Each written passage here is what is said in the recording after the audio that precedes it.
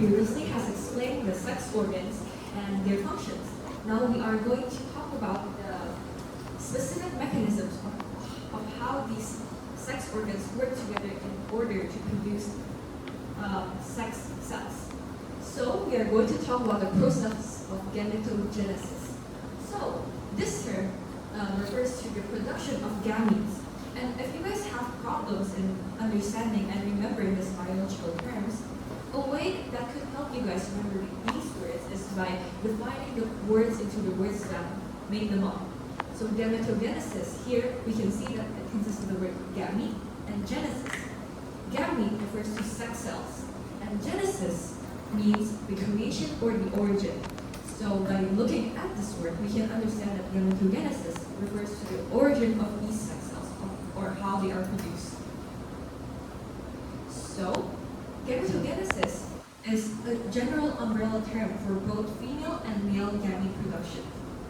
In males, the gamete production is called spermatogenesis, or the formation of sperm, and it is a continuous and prolific process.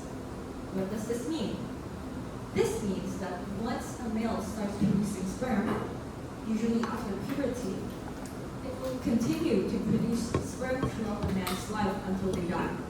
Even a man at his end of his life, like when he is 90 years old or when he is very old, he's still going to continue producing sperm, unlike females, which I am going to explain in the next slide. It is also a prolific process. So hundreds of millions of sperm are produced each day by a man. And each sperm takes about 7 weeks to develop. Because this is a continuous process, sometimes a male can have excess sperm in their body.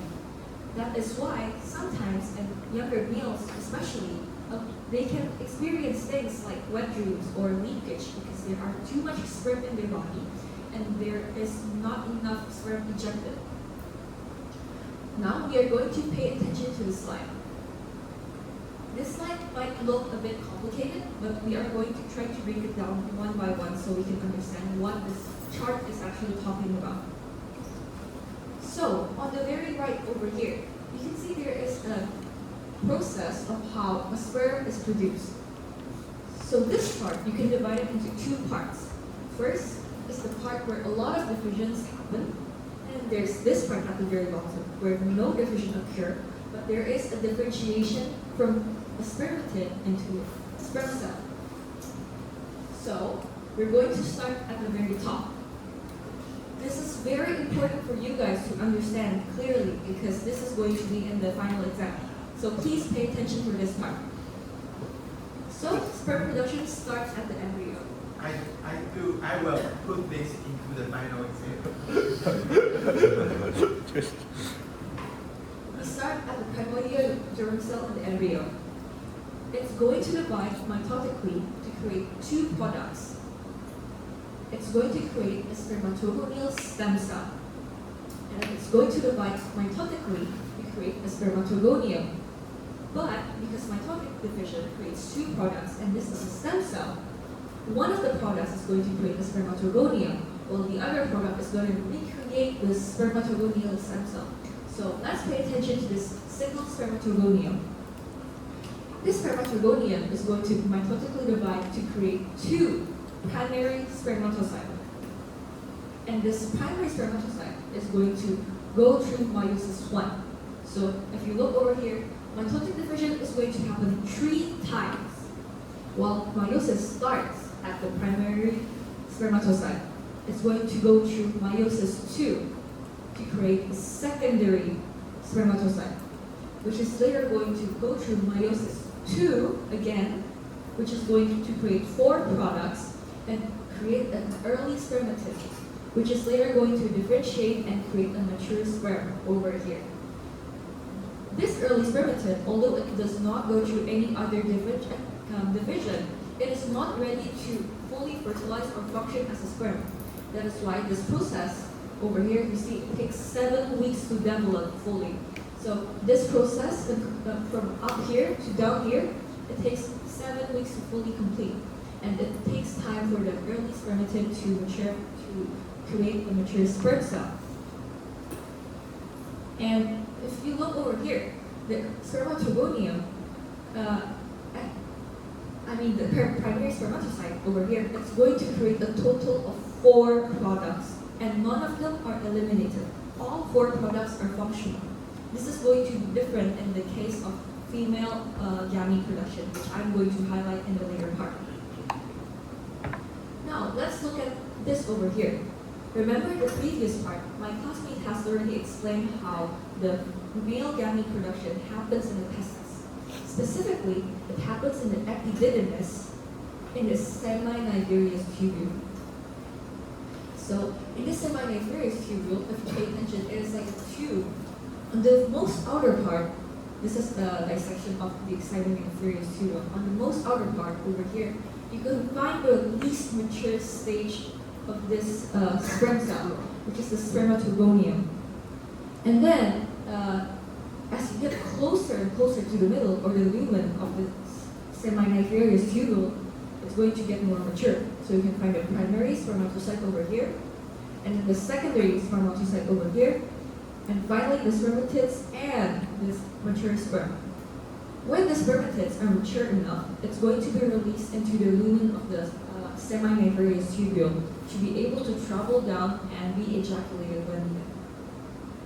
And over here, you can pay attention to the structure of a sperm.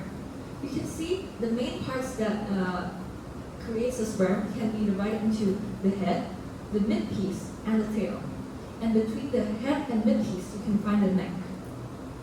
And the tail over here is a very crucial part of the sperm, because this is the part that allows the sperm to be able to move and travel to find an egg when it tries to fertilize the egg. Understood? Any questions? So the development of the sperm in the end stage, when they form a sperm, fall into the semiluminous tube, they are going to travel to the epididymis. So during this journey, they undergo development and start to become functioning. Okay, then they can be stored at epididymis. 从那个精子发育的时候，它最后会掉到那个细茎管的空腔颈，然后它们会开始往附睾移动，然后在往附睾移动过程中花的时间很长，所以在那个时候，它们就会真正的成熟，成为具有功能的精子，然后被储存在附睾里，然后直到要射精的时候，才会从附睾被迁移出来，经过那个输精啊，然后到那个射精管，然后到尿道跑出来，所以这个是一个很长的过程，才需要那么多天7个礼拜。Also, I forgot to add, over here you can see there is something called Sertoli cell. So Sertoli cell is not actually part of this sperm cell differentiation. However, it also plays a crucial role in sperm production, because this cell is what helps provide nutrition and nourishment for the sperm cell.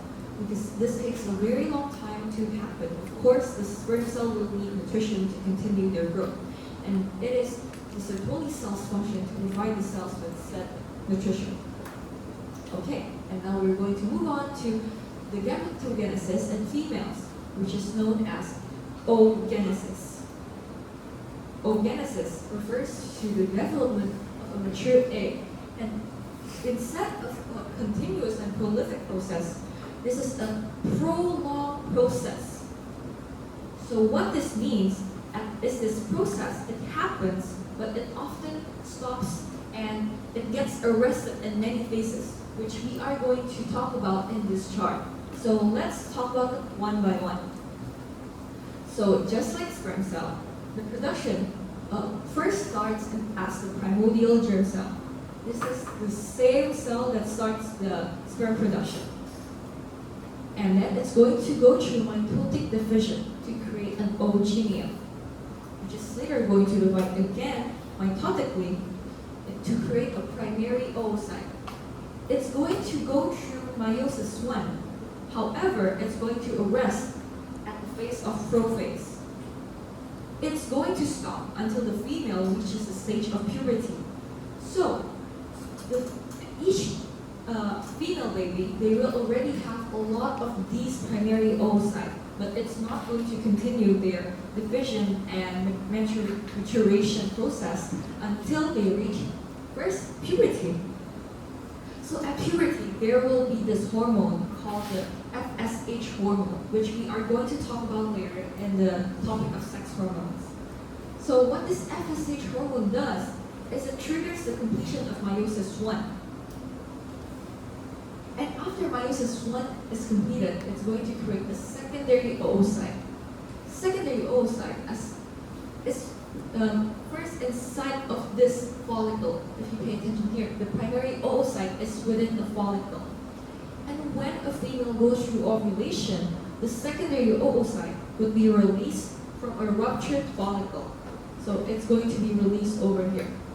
And it's going to wait for a sperm to fertilize it.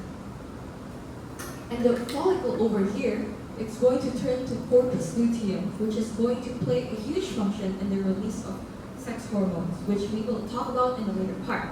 And after it is finished releasing hormones, it's going to degenerate and create the structure called the degenerating corpus luteum. Let's go back to this chart over here on the middle. So, when ovulation happens, the sperm will be able to fertilize and enter this ovulated secondary oocyte. Remember, the one that is able to get fertilized is not the primary oocyte because it is the one present at birth. Instead, it is this secondary oocyte. And if you pay attention, let's go back over here. Remember how in male gamete production, the primary oocyte is able to create a total of 4 functional products. Meanwhile, in female gamete production, only 1 will be able to act as a functional gamete cell. Because there are polar bodies that are created and they will not continue their differentiation process. Instead, they're just going to arrest. So, we can know that, in general, male gamete production will be more effective, or it will create a higher amount of gametes compared to females. And after ovulation, remember how in the secondary oocyte it arrests at metaphase meiosis 2?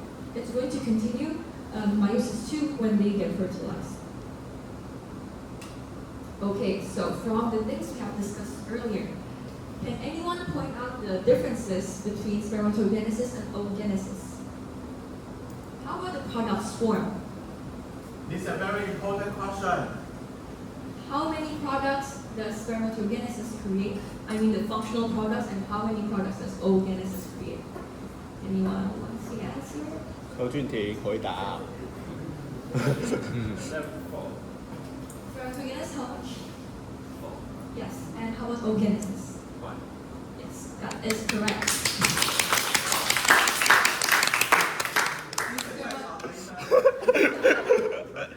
Spermatogenesis would create 4 functional products, while oogenesis will only create 1 functional product because the rest will turn into polar bodies.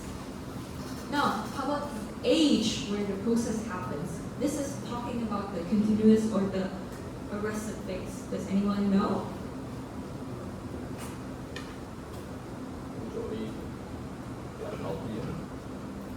举手回答。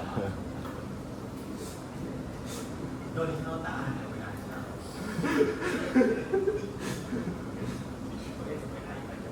不可以，就2个。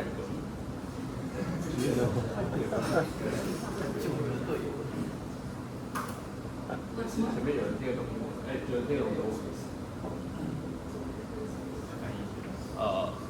左边那个是随时。翻译一下吧。Every time in the sperm.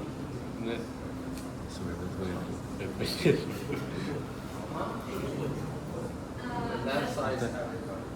Yes, it happens continuously. Well, in female, Age like when or oogenesis. where? Age when the process happens. When does it start? As a baby, or does it start? Puberty. Yes, that is correct. Until when? die. Yes, that is correct. Now, how about oogenesis? Does anyone have any idea? And if nobody can answer, I'm going to point out some people. 快点， How 水 about 手 you? 好水哦，水手别水手。 started when it was baby and then it stopped and then stopped again when Yes, that is correct. But let's look at this answer chart right here. So, spermatogenesis, that is correct. That's his answer. It happens after puberty and it's going to continue until the man dies. However, for oogenesis, it starts in the embryotic stage, but it's going to arrest and it's going to continue after puberty. So arrest at the prophase of meiosis 1, right? Yes. Okay, then until puberty, then you will start going to meiosis later stage. Okay? Okay. And it's going to continue again when the egg is fertilized. And this process is able to start, stop throughout the female's life. But it's going to finally completely stop when menopause happens. Menopause is Menopause is called 停经. is this process or phenomena where a female no longer is able to fertilize or they become sterile in a way. We will talk about this later in the later part of the PowerPoint.